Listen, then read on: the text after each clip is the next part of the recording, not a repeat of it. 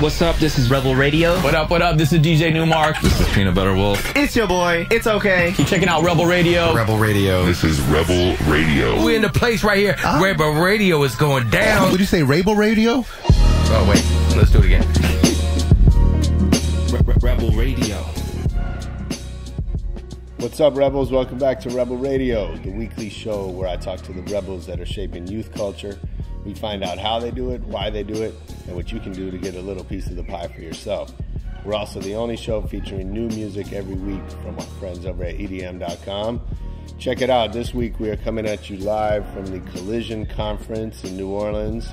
This is our first of 3 episodes recorded live on site. Big shout out to Collision. It was a great conference. If you haven't been, get out there, check it out. I think it's going to Toronto next year, and you're going to want to be there. My guest, I caught up with the Jillionaire, 1/3 of Major Lazer.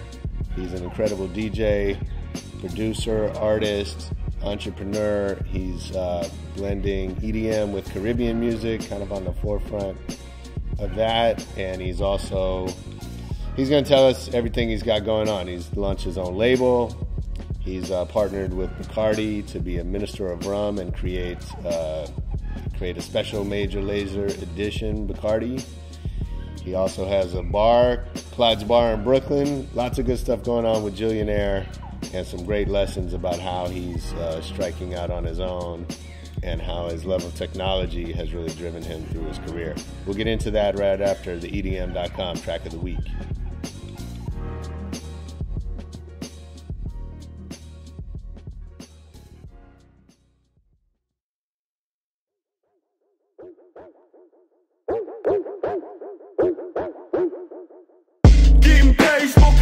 Every day, lay back, match made, click it, listen and replay. Trip the Kid is on the mic, you probably never heard of me.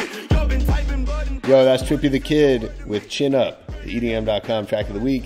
Get over to EDM.com, check out new music, and let's get into our interview with Jillionaire.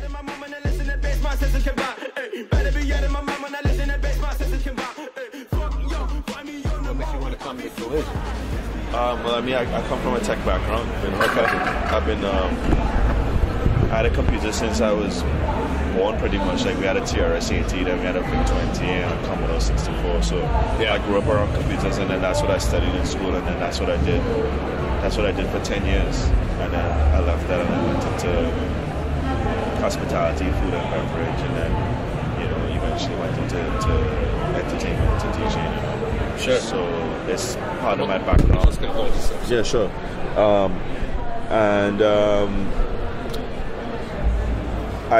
I got asked to speak at a conference last year called Slush, which is in Helsinki. Okay. They do a big tech conference over there, and then they just recently added a new component called Slush Music. Nice. So I spoke at Slush Music last year, and they invited me to come down here. So I figured, well, why not? New Orleans is a beautiful city, and I hope to meet some fun and interesting people. For sure. And learn some new stuff. So I always like to go back to the beginning. I think it tells us a lot about a person. Do you remember the first record you ever bought for yourself? I don't remember the first record I ever bought for myself, but I do remember being, 7 years old, listening to some of my dad's cassettes. And the 2 cassettes that I would listen to all the time were Carlos Santana. Okay. I can't remember which album. It was a black and white cover. Yeah. It was this one with Jingo on it. It was like Evil Ways and so on. It's like seminal Carlos Santana and Olivia Newton-John. Physical. Yes. Oh yeah. And those 2 cassettes I would listen to all the time. And growing up in Trinidad and Tobago, we listened to there's a lot of pop music on the radio, Yeah. So then after that, it was, Prince, When Doves Cry, Culture Club, Clock of the Heart, like all that sort of stuff. Sure. But then also soca music, reggae music, dancehall music, calypso, all of that stuff as well. And I think when I first started buying albums was again on cassette, and it was maybe when I was in high school, about 13, 14 years old, and there was a record shop called Downtown Outlaws, and I would go there and buy cassettes, and they would sell original cassettes and they'd sell bootlegs as well. And I never had a copy machine, and I'd buy both. So I'd buy the original cassettes, De La Soul, 3 Feet High and Rising, KRS-One, I forget which album it was, Midnight Marauders, all of this stuff from that era. And I'd buy the original one so I could have the liner notes and see who produced what and what song sample what. And then I would also buy the bootleg to play, because I wouldn't, you couldn't lend somebody a cassette, like you'd lend somebody your cassette and then they would stretch it and then give it back to you. And then you're a kid, you're just like, what do I do? Yeah. And then there was CDs after that. It's like you can't lend somebody a CD, after the first one you lend out, you learn your lessons like that, Like I'm not lending you my CD, but so I would buy mostly hip hop at the time, and then once I got into college and I started DJing, I'd buy more reggae and dancehall stuff. So it kind of evolved through time. So was there a first big break when you realized that this was going to be your career? Honestly, no. I was DJing out of high school into college, and I was DJing on a proper reggae sound system. We just used to play, we had stacks and stacks of reggae records. Sure. And, being a DJ back then was an episode. You had to have a friend with a car, and then you would have a big we call it a coffin or a dead man, a big box full of 12 inches, and you have a smaller box full of 45s, and then in some instances you didn't have to walk with your own equipment, so you have to have your own sound system, and even if you didn't have your own speakers or you have to walk with your own speakers or turntables or whatever, you'd still have to walk with your little echo chamber, and you had your special mic and so on. So there was a lot that went into it, and there was only room for so many people in the space at the time, and it was a fun hobby. It was a very expensive hobby. My parents at one point thought that I had some type of addiction because they were trying to figure, because I didn't keep any of this stuff at home. It's my friend's house, and it was like, where's all your money going? What are you doing? And once I got out of college, got a real job, it kind of went to the side because I figured, this is a fun hobby, but it's expensive. It requires a lot of resources, and you don't make money. Well, you didn't make money back then because the money that you made went right back into buying equipment, buying turntables, etc., etc. So, and then I did IT consulting for 10 years, and then I quit my job. I opened a bar and restaurant, and then I would DJ in between gigs, I did that for 3 years, and then I figured I could go back and get a desk job, or I could give DJing a shot, And I started from, obviously at the time I was working with Diplo, and he was a name in his own right. I mean, he, what he was doing, what we were doing wasn't as big as it is now, but he was getting a lot of buzz off of the Fader stuff and the Violet Funk stuff and so on. But I never really wanted to ride anybody's coattails, so I kind of struck out on my own career, So I tried to, I transitioned from just being Diplo's weird island friend to, a DJ in my own right, and chasing gigs and sleeping on couches and, taking the bus, from LA to Sacramento. Yeah. And, a lot of Amtrak, a lot of AirTran. I don't even know if AirTran is still around. No, I think it's gone now. Yeah, exactly. That was the experience. Sleeping on a lot of couches, and just going around America playing music. At the time, there was a circuit of small weekly parties that you could hit up. Yeah. That unfortunately don't exist anymore. And you would just kind of do that and build your name and do little mixes and do little remixes, and then you eventually make your own music. So yeah, it was a growth process. It's not, and I mean it was different for me being older because I wasn't 20 years old lying in bed going, oh, I'm gonna be a EDM superstar. That didn't even exist. It was still, this whole thing is still relatively new. And I mean 8-10 years ago, So what was that moment when you were like had to pinch yourself, like, because obviously now Major Laser's worldwide. I think when we did Coachella, I think that first year that we did Coachella in 2013, kind of really made me look at this thing differently, because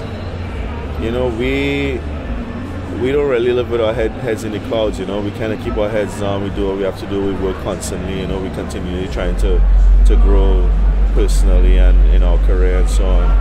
And I remember the first year we did Coachella in that little tent and looking out there and seeing how many people were out there, and I was like, yo, we might be onto something, Yeah, and then it was just kind of exponential growth from there. We went on, we did Lean On did very well. We went back to Coachella. Yeah. And then I guess the highlight so far is that we were able to go to Cuba, and we were able to go to Cuba and perform for over 500,000 people. And it's not going to Cuba. It's not about the numbers, because we thought, maybe 5,000 people will show up, and if 5,000 people had showed up, we would have been just as grateful as if 500,000 people showed up. So for us, it's really about just kind of like constant growth and challenging yourself, but also staying excited, because at the end of the day, we're DJs first, we're explorers first, so we still like to go and see, go into the local neighborhood, see what people are doing, see what they're interested in, see what they're listening to, what's playing on the radio, what's playing in the clubs. So it's it's a constant journey, a constant exploration. So what? I know you're involved in a bunch of businesses. You got your own label. You got the bar, Clyde's. I know you're working with Bacardi, maybe other brands. What are the lessons from coming up or from working with Major Lazer that you apply to the rest of your business? Work ethic. I feel like that's something that I learned very early on from West. Was just work ethic. So describe that. I think that a lot of times people look at you and they figure, like this guy is just he's partying, he's getting drunk, and he's But the thing about it is like it's not really like that. You have to have a lot of discipline. You have to have a strong work ethic. You have to have a very strong will, because you have to be able to come off stage, go to bed, wake up the next morning, catch a flight, and still do daytime activities. You still have to answer emails, you still have to answer phone calls, you still have to do conference calls, you still have to, work on music, you still have to work on stuff, you still have to email back and forth with people, you still have to review contracts, etc., etc., etc. And you might have a team, and your team will continue to grow over time, but you still have to be aware, like you still have to put in work, And I think that one of the most unfortunate aspects of the Instagram generation is that a lot of kids aren't aware of the work that goes into standing on stage, and they just figure like, I can do that, I can go straight to that point, not realizing that you have to really make a commitment, But so I think that's commitment, that's discipline, work ethic, being humble. DJing is a very humbling experience, Why is that? Because the pictures that you see on the Instagram, or the pictures, of that's the ones where a lot of people came out. Sometimes there's some ones, that not that many people come out. They have fun, right? Yeah. But maybe some of their friends didn't get that email, But so I guess it's different for everyone, but for me, I just try to stay grounded, stay level, and kind of keep my head down and keep working. Yeah. So I know you're doing the stuff with Bacardi. Yeah. You're Minister of Rum. Yeah. And the Major Lazer edition. Yeah. First of all, I think that's amazing. I love what you're doing with that. I think it's really smart for them. What concerns did you have? I've seen some interviews where you talked about like how it's important to bring your culture to the discussion of rum, right? So like working with a big brand like that, I know a lot of things can go wrong. Mm-hmm. What concerns did you have about going into that? Just authenticity, making sure that that what you're doing is legit, I think that's probably the biggest thing, you know, making sure that you are sending the right message. Yeah. You know, making sure that people know the story behind the product, and that applies to music as well. I think that, you know, we have entered in. The one thing that the information age has granted us is that we have been able to enter into a new era now where people are able to tell their stories, and they're able to tell their background stories as well. You know, I mean, back in the day when you had a song, you didn't know who wrote the song or who produced the song, or, you know, and now it's like, you know, you have people like, you know, you look at somebody like Bruno Mars, who went from like a songwriter, you know, he gained fame, you know, I was like, oh, you wrote this song, you wrote it for Rihanna, you wrote this one, that one, and now, you know, he's a star of it on his own. You know, same thing, you know, with Ed Sheeran, you know, being, you know, having, you know, Ed Sheeran wrote Cold Water for Justin Bieber, you know, and so on and so on. So there's a lot more stories to be told now, and it's just like, how do you tell these stories of people that may have been marginalized in the past, or who may have been, you know, kind of like pushed into a niche, you know? So how do you shine a light on what the work people are doing in the Africas or in South America or in the Caribbean, you know? Nice. How do you tell this how you tell their story, or how do you help them tell their story? You know, how do you provide authenticity so that, you know, for instance, when we work with Bacardi, we went to Puerto Rico, you know, we went to Jacksonville, we went to the distillery, we went to the factory, you know, we went through the whole process, you know. How do we tell that story? How do I tell my story of being involved in rum, you know, and coming from that background, and how that relates to my culture in Trinidad and Carnival and so on and so on, and kind of bringing the whole thing full circle. So not only is it engaging for the consumer, but it's also educational as well. So they can look and go, oh, I didn't even know that, you know, and there's more of a takeaway for them than just, you know, here's like a cool package, or here's a cool cross-branded partnership, you know. So when you think about that, what do you think brands, you know, other than putting money in the artist's pocket, what can brands offer the culture? Well, I think that's a conversation the brands need to have with their ambassadors, you know, in terms of, okay, so you are an ambassador, what step change do you want to see, and then how can we facilitate that? You know, I think that the brands that really succeed at these type of partnerships are the ones that engage in a lot more facilitation, as opposed to just like, oh, here's some money, because money is cool. I mean, yeah, that's great, thanks, you know, but at the same time, how can we make a change in a community? How can we make a change in people's global perceptions? How can we make a change in terms of highlighting the works of, you know, it might be a musician or a contemporary artist or something? How do we do stuff like that so that we can bring more people into the conversation, you know? And I think that's where the brands can really succeed. Okay. I'm gonna do a quick lightning round before I let you go. Go for it. Tell me one decision that changed your life forever. One decision that changed my life forever is probably deciding to open the Corner Bar, 20 RP Avenue in Trinidad, and nice. I made that decision in about 2006, 2007, and things have not been the same since. If I was on your team, what's something I would hear you say over and over? If you were on my team, you would probably hear me use a lot of obscene language over and over. You know, I adhere to a high standard personally, and as such, I hold the people around me to a very high standard. But I am trying to work through that and learn how to motivate and inspire the people around me, and how to play to their strengths and help them grow through their weaknesses. And that might sound like some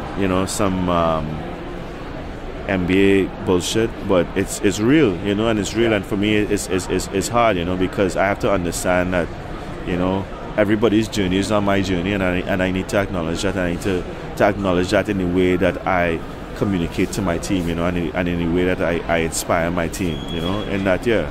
So I can be a very hard person because I'm a hard worker as well, but at the same time I also like to acknowledge successes and give credit where credit is due.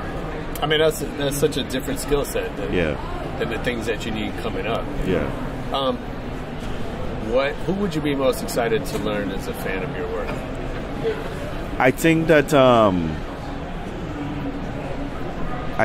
I would be more interested in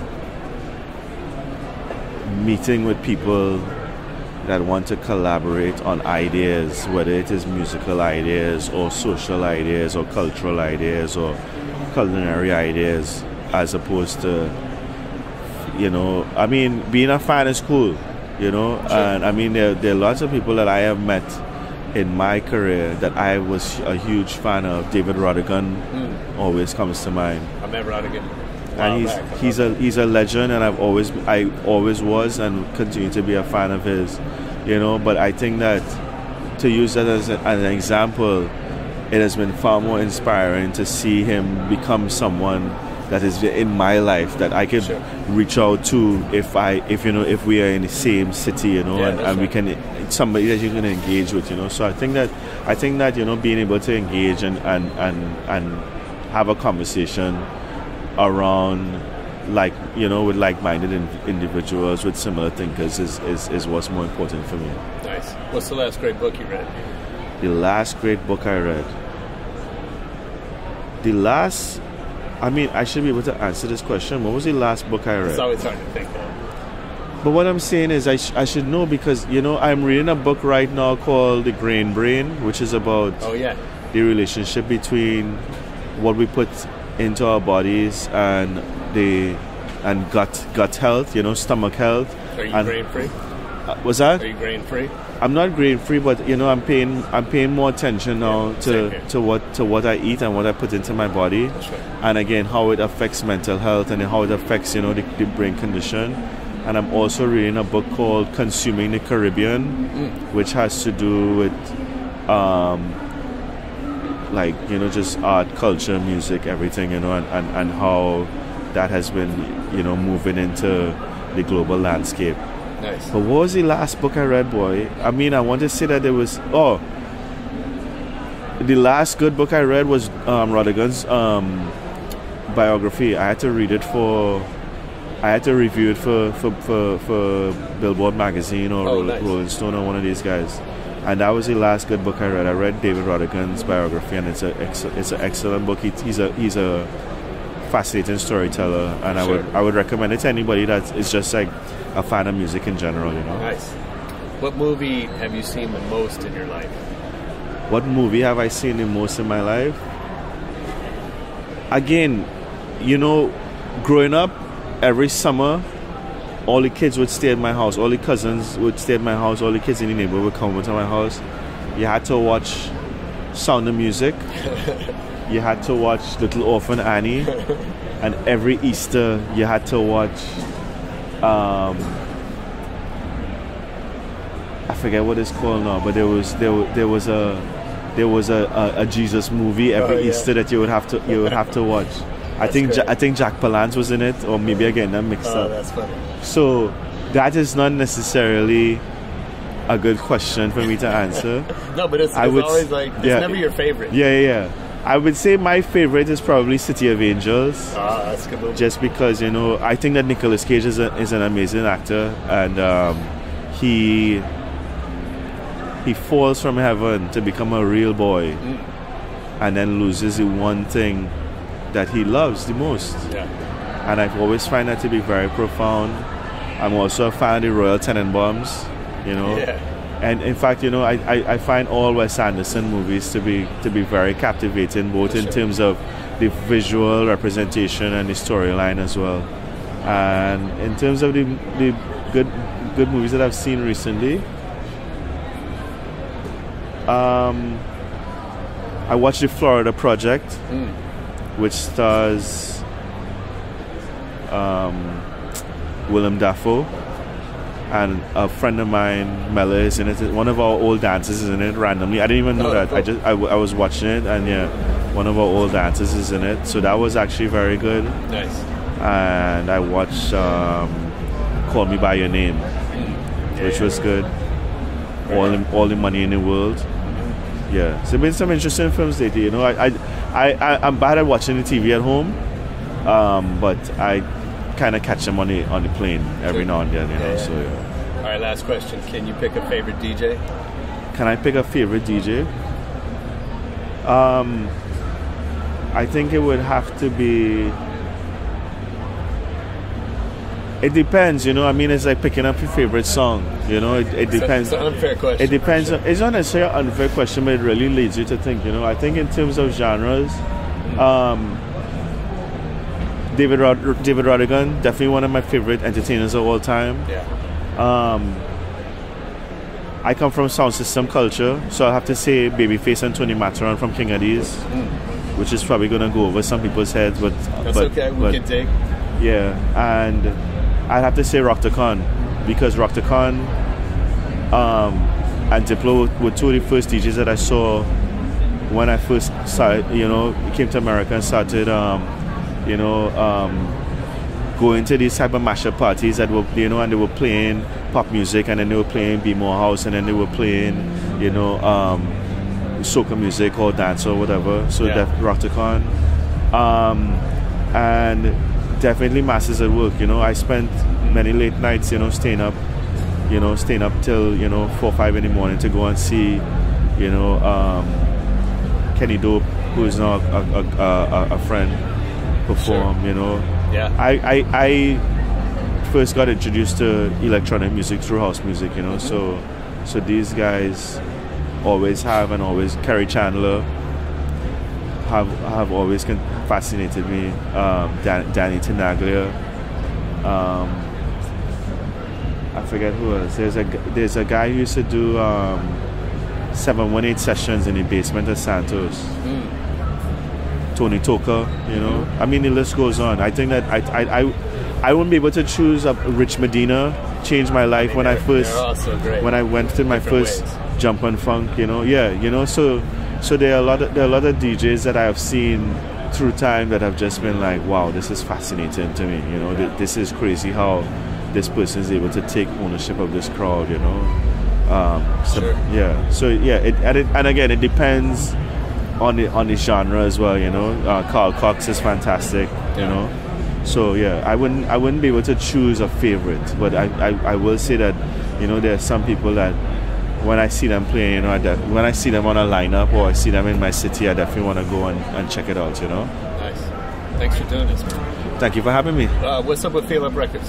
What's up with Feel Up Records? We have a release coming out soon by a guy called T Cleef from I forget which part of Africa he's from. The song is called Apart. It was out for a little while, so we did a license and a re-release on that. We're gonna be doing a lyric video, and, you know, putting some strength behind that. Cool. I have a couple of songs that are in the works right now that hopefully will be out by the summertime, and just continue to work with young talent. We have a radio show on Sirius XM. The channel is called Diplo's Revolution, and we have a 1-hour radio show every Friday night, where we feature, you know, just Caribbean music, world music, and, you know, just mixes from DJs and producers all around the world. You know, so yeah, we continue to do what needs to be done. That's dope. Yeah. Right on, man. I appreciate you coming through. Thank you for having me.